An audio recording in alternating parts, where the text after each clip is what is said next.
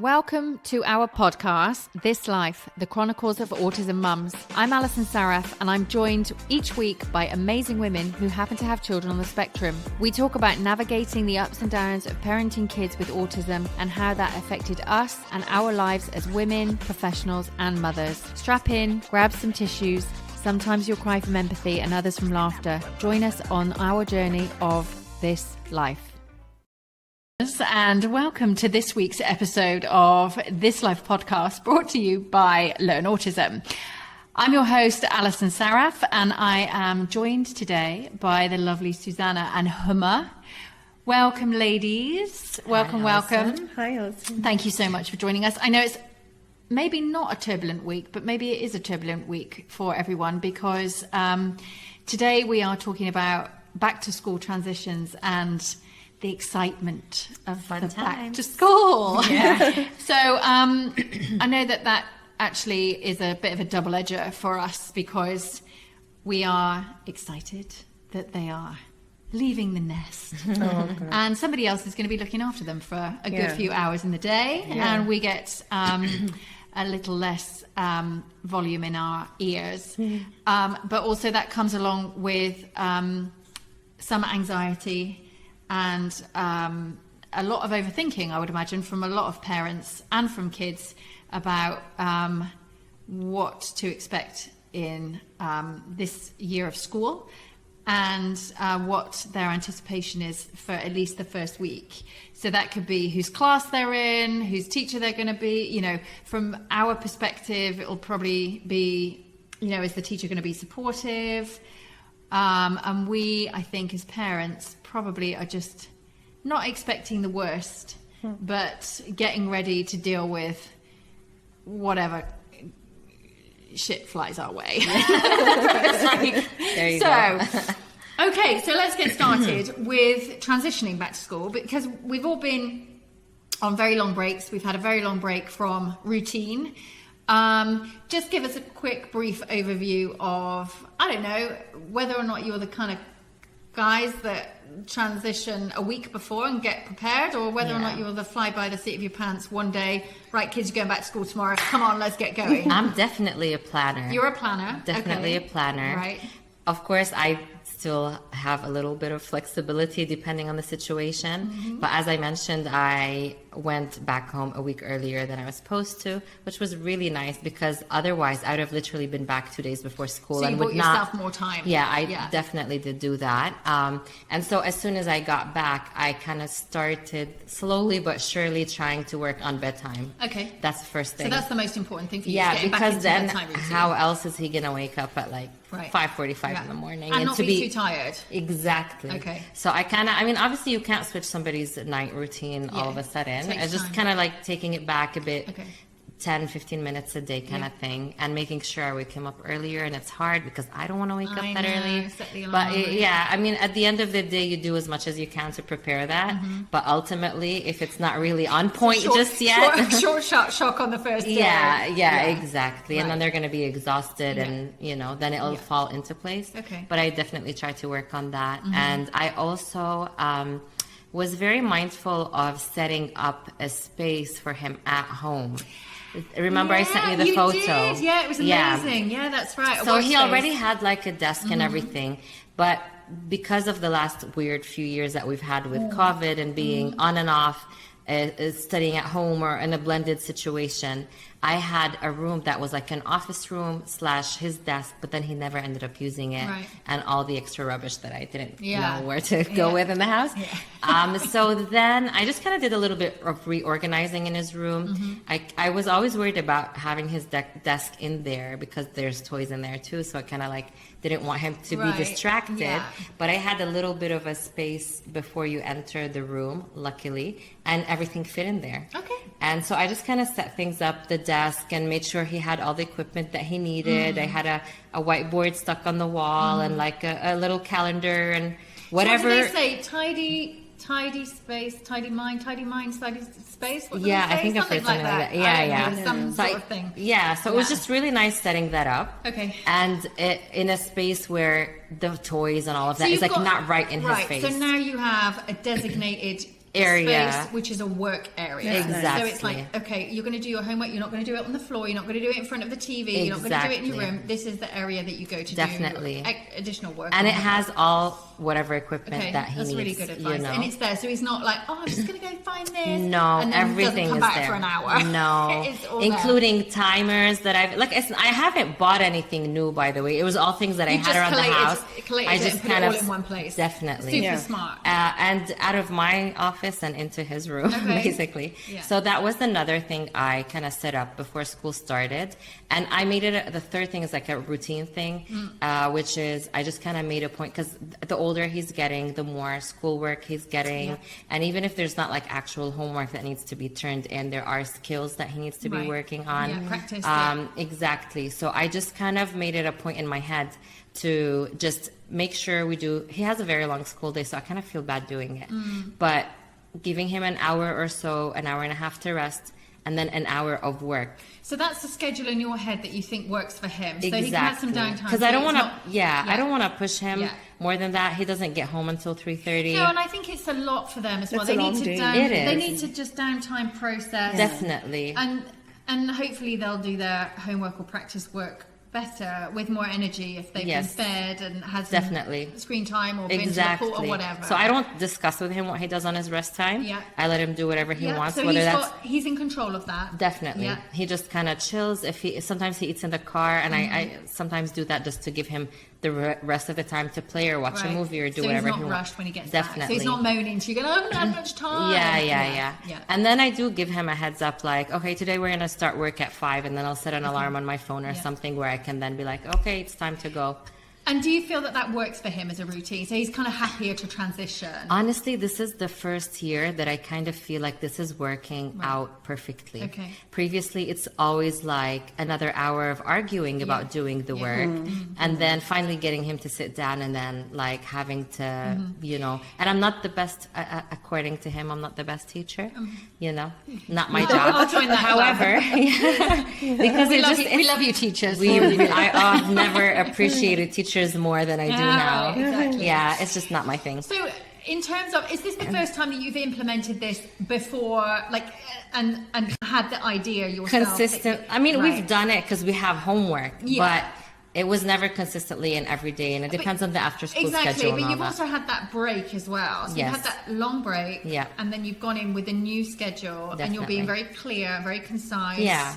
You understand what he needs in terms of relaxing and everything else when he gets home. Yeah. I mean, that I already did, but then what ends up happening is I feel guilty for making him work because I feel like it's a very long day. Then I just let him be and only do work when necessary. Right. But then that doesn't get you in that mindset of this is just part of life. It's something that I have to do. Yeah.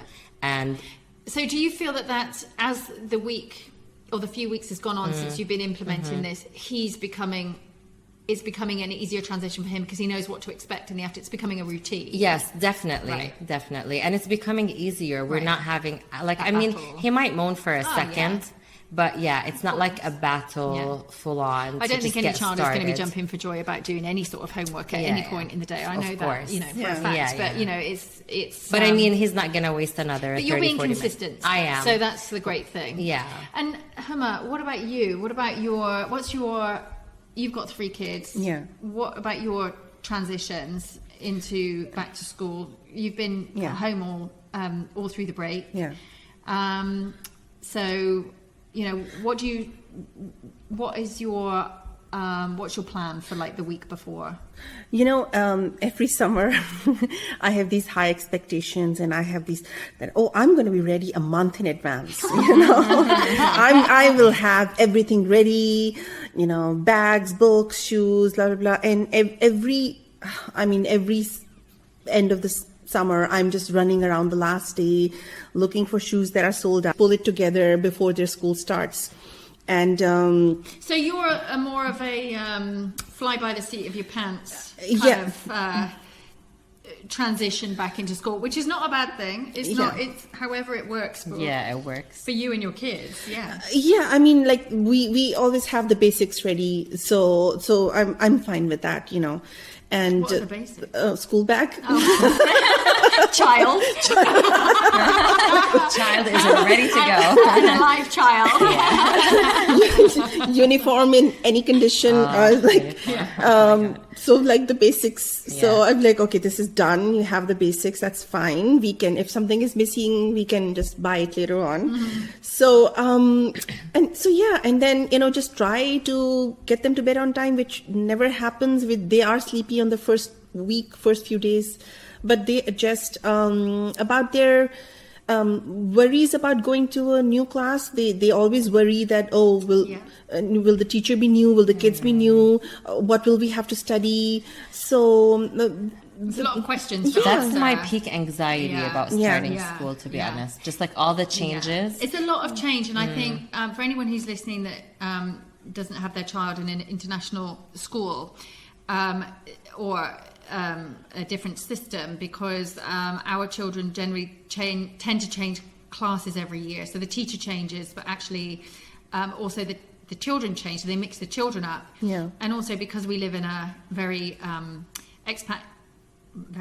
we live in an expat community, then a lot of children leave, new children come. Yeah. And teachers. And teachers too. So that's the thing that's annoying the only to thing me as a that stays parent. the same is the building. Yeah. So ultimately, not only do they have a change, they're learning different things and they're going up a grade or a year group, but they're also meeting new children, new teacher, and sometimes different building of the school, whatever. So, and one of your kids this year has had a new school to go to, which we'll go into in a different episode, because that's something that we want to talk about separately. Okay. But so there's a lot of changes afoot for the kids, and I think you're quite right, it causes us a lot of anxiety, and even for me, obviously for Noah is that one of the easiest, I think, to transition, because that's nice. There's not a huge amount of change for him. Okay. There's a change of teacher, but apart from that,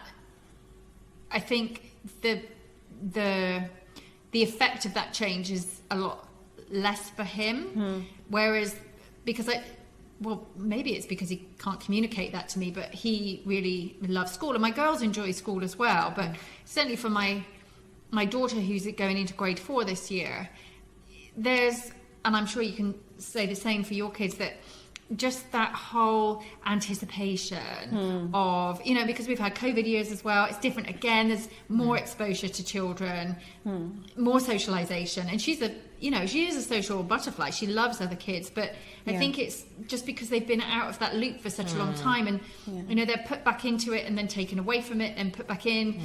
I think this is the first year in like 3 years that they've gone back to school with a full class and gone to the cafeteria for lunch rather than sitting there. There's so many things, and we, with a whole big group of children, it's quite overwhelming. So I think for me, the hope is, I hope that you rely and you have faith in the school to make sure that they've put your child with somebody that at least they know and like from last year. So they've got a buddy.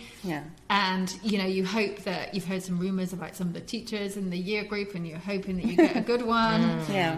It's all the same. My daughter was saying last year she had an enemy.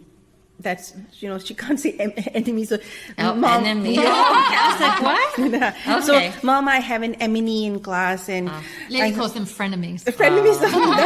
That's cute. So she's stuck on, yellow is layo and emini. So I don't correct her, because those are the two little things that connect her to childhood. I'm like, okay, Mom,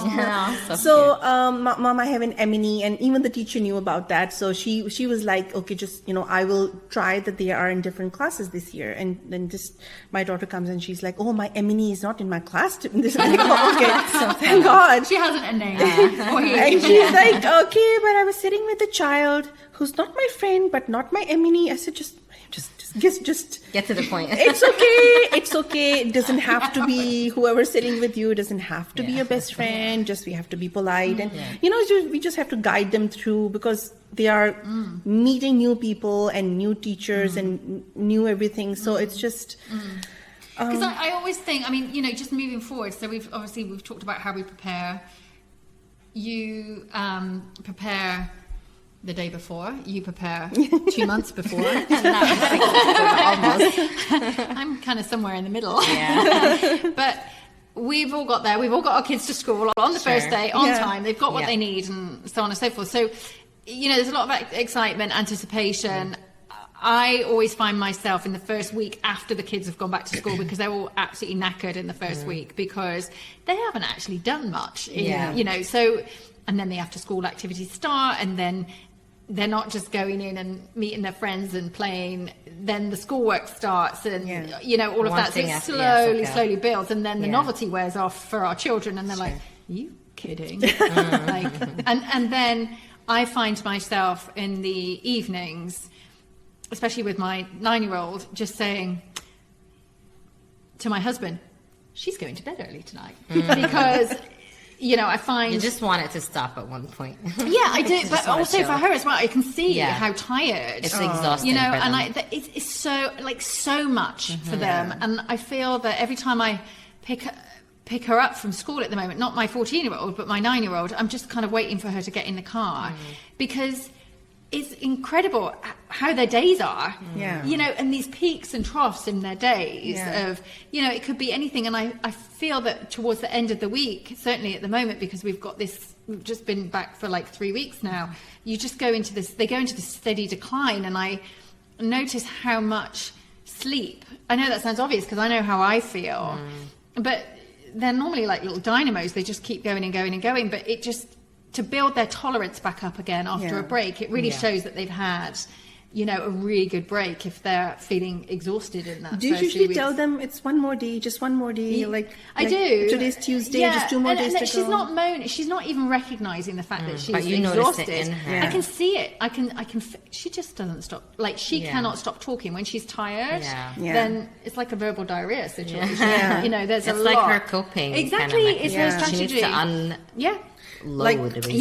Like my daughter says that, "Mommy, I'm not tired, just my eyes are tired." My body is tired. I'm not tired. I think it's really important to kind of differentiate between that they might be maybe not even aware. Exactly. Or they might be transitioning fine, and they might not be having even anxiety about any of what we mentioned. Is it us? And it's more about us. Yes. So like I get anxiety about like teachers changing, because as long as it's a teacher that's been there and they know him, they know how he functions, they know how he is in class, they know, and he's different from class to class, topic to topic, depending on the relationship with the teacher itself, like as a personality, and if the topic is interesting for him or not. I think those two are the absolute key. But this year for us, it's like a whole new set of teachers, except for like a couple of them.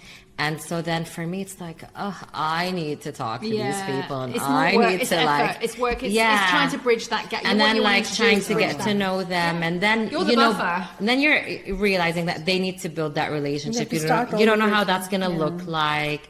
But again, it's only us as parents. So I don't really think he's like, he's like, he meets the teachers, he gets to know them, he moves along his day, he's fine. But it's just me having to like navigate all of that. So how is the first week gone for you? What have you noticed? What are the, just kind of quickly, what are your positives, and what are the things that you kind of, maybe you didn't anticipate or expect that have happened this week, good or bad, in the first week, or just in general? Like now, like just in the first few weeks of school, what have you what have you seen? What have you noticed? You've just said that he's a lot more resilient to it than you. So and you've recognised the fact that actually a lot of the anxiety around going back to school is based on, it's literally for a day, and then he meets the teacher. It's like, oh, they're kind of nice. Exactly. And you're kind of left thinking, right, okay, well, I need to manage this relationship, and I need to make him understand, where he's coming from. Whereas probably, you do to a point, but it's always us as... It's not even really about doing anything. It's just that I always like to make sure that they're in the loop, and that they take the time to just get to know him. And again, because he's on the milder end of things, I always feel like these types of kids kind of fall through the cracks. So I just kind of like to be proactive, I guess is the word. And help them see what you see. Yeah, and then it's just I don't say it's annoying to have to do that every single year, but it's just It's exhausting. It's not annoying. It's just because, exhausting. like, if you were at a school where teachers are not changing every other year, and you wouldn't have to have the same conversation. Yeah, like it's done. Just, like, so it's just record it. kind of like me having to do drag that. yourself in and sit and say the same thing. Yeah. Exactly. No, it is tiring. Yeah. What about you, Huma? Well, because there was a big change for us, which we can talk about later, but just to touch on that a little bit. I mean, the younger two are fine. They're in the same environment and almost the same situation, so they're fine. But my eldest, he had a big change, changed schools, changed teachers, changed environment, and he was a bit, upset about the whole thing. But the good thing about his personality is that he accepts change quickly. But I don't know whether whether he's letting me know or not. Is there something else that he's not letting me know? But they do get anxious, and the anxiety comes out as the frustration and anger that why are we doing this? Why do we have to change school? And then but once he's in that environment, he adjusted quickly, which I was glad for. Were you surprised? I was surprised. And do you think that sometimes we don't give our kids enough credit? I don't want to say credit. I don't want to say that. Yeah. I want to say, it's our anxiety. It's our anxiety, and also it's our cushion almost for our children that we don't want them to go through that, which you would not want your child to go through any kind of uncomfortable experience. Yes. But that's amazing that he surprised you. Yeah, there were a lot of big changes in the way they will be taught, and the way the LSA was different, the schooling was different, their method of teaching was different. So it's a totally new environment. Everything about it. Yes, the kids are different. I mean, the mixture of kids that he had in his previous school is totally different here. The mixture that he's getting. Sorry to interrupt. Did you talk to him about that beforehand? Did you know? How that was going to look? Did you understand the changes, or did you know there was going to be changes but you couldn't really? I took him to school. I showed him the school. I took him to school a couple of times so that he gets used to the environment. But because it's empty, you look at an empty classroom. It's hard to tell. You can't visualize what that's going to look like, and also it's very difficult when you've not even been there yourself. Yeah. Exactly what that day is going to look like. Even if you taking them to the school is great because it kind of starts breaking down that the unknown and maybe releasing some of the anxiety he has. But like you said, if the people are not there, it's like all about the people, isn't it? Of at the end of the day, absolutely. So this is what happened with Noah. We took him to school. I think it was the day before or 2 days before. He met his new teacher. Classroom is a super easy transition because it's a school that is totally on board with all of these kids. So it's a different situation than like a fully mainstream situation. So I'm a lot more relaxed because I've got a lot.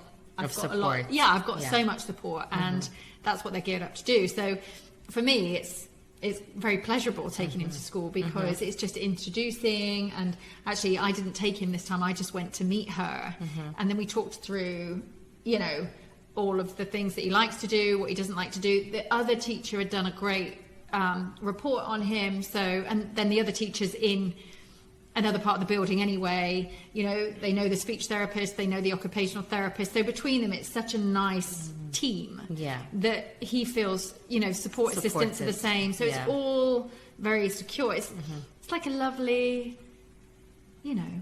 cloud of people that are just, it's so nice to have like that support system. It is, but then equally, we should all have that support system. Definitely, and sometimes it would be really nice if he was in a mainstream school because, but we can't have it always, can we? So how was so he surprised you by just getting in there and just after all of the questions and that anticipation beforehand, he started. And what did you expect on the first day? I mean, I just wanted things to go smoothly. I wasn't, honestly, I had No no idea. expectations. No expectation. I was like, I just hope he likes it, Yeah. you know, because Yeah. it was a huge change for Yeah. him. And, you know, because, you know, he's a teenage Yeah, boy. it's harder. They don't tell you much, No. you know, you can't get much out of them. And, so I always worry when I ask him, oh, how was your day? He was like, fine. I said, did you make any friends? Are there any nice kids? Yeah, they're nice. And then, but I always at the back of my head, I'm like, is there something else that he's not telling me? Is there something that's bothering him so you always worry about those things, but you know, you can't do much. I can't go into the class and sit with him. You know, have to just trust him and rely on him Yeah. to tell you what he needs to tell Yes. you. I think this, you know. I don't want to say we're control freaks, not going there at all, but I just want to say that I think it's our like little bit of anxiety because we want to protect them I and think we want to it's- make sure it's just- that they accomplish the best that they can. So we just kind of like want, I think that's It's part of years why of- I plan things. Yeah, but it's and try years to, of anticipation. It It's is. years of It is a anticipation. build-up, and it's you know, a build-up. And it's situation. years and years and years of having to control a lot of So their education. everybody to deals make sure with it it works. definitely. Yeah. Everybody deals with it differently, but I kind of like feel like maybe for me, just like setting these I'm like you. systems up or Yeah. things Yeah. up for him, Yeah. just kind of a little bit lightens the load. Yes. And a little bit makes me feel maybe, I don't want to say definitely not in control, Like, but because I've come to calmer. where that control's an illusion, yeah. but just calmer. and Control's an illusion. You heard it, It here is. first. It is. You cannot control things. You can't. You can.